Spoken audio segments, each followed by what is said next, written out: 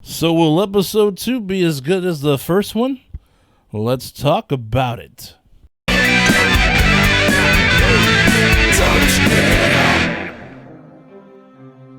As always, folks, there will be minor spoilers, but not the ending. And also, as you know, Creepshow is on Shudder. Alright, so episode 2, and the first story is called Dead and Breakfast. It's about two siblings that took over their grandma's bed and breakfast hotel. In hopes of gaining more traction and interest, they make up this story about the hotel and it being famous because their grandma, who was named Lady Spencer, was killing people back in the day. And about there being trap doors and hidden rooms and all types of contraptions where she would do her worst to anyone who visited the hotel. They invite a popular YouTuber that has a show called The Morgue Cases to stay the night and show her followers how legit the hotel is, and in hopes to get more reservations. Most of the day doesn't go as well as the siblings had planned though, as the girl brings the proper tools to prove if the house is truly haunted, but all she finds is old alcohol bottles and a sewing machine. Uh-oh. Can the siblings come up with a plan to convince the morgue cases that the rumors are all true so they can gain notoriety they feel they deserve? Or is this all a bust and will they have to go back to square one? So yeah, this one stars C. Thomas Howell, who also starred in awesome films like E.T., Red Dawn, The Hitcher, and Soul Man? Yeah, let's just scratch that last one. But we also have Ali Larter, who starred in gems like the Resident Evil franchise, Final Destination 1 and 2, and House on Haunted Hill. I bet you some people didn't even know that, but yes, it is true. It is true. Yeah, this was a fun little story with some comedy and a decent death scene. Great little twist at the end as well.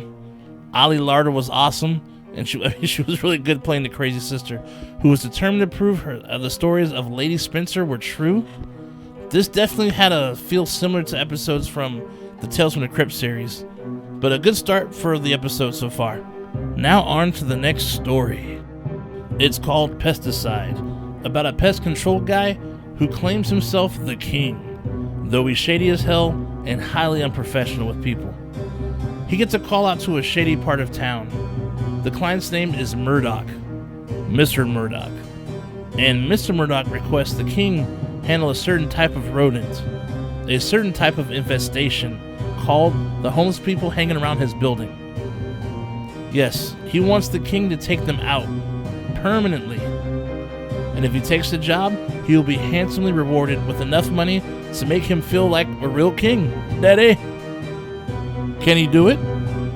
Is the money that good to take the job, or is the king that good of a person to not take it and take the high road and move on? This is horror, so you already know. This starred Keith David from The Thing, They Live, and the voice of the badass Spawn on the HBO series, as well as Ashley Lawrence, who starred in Hellraiser 1 and 2, which is only the second greatest trilogy of all time, in my opinion, of course.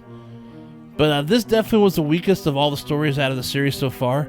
It's still entertaining, but I just felt it was a little too slapstick for my liking.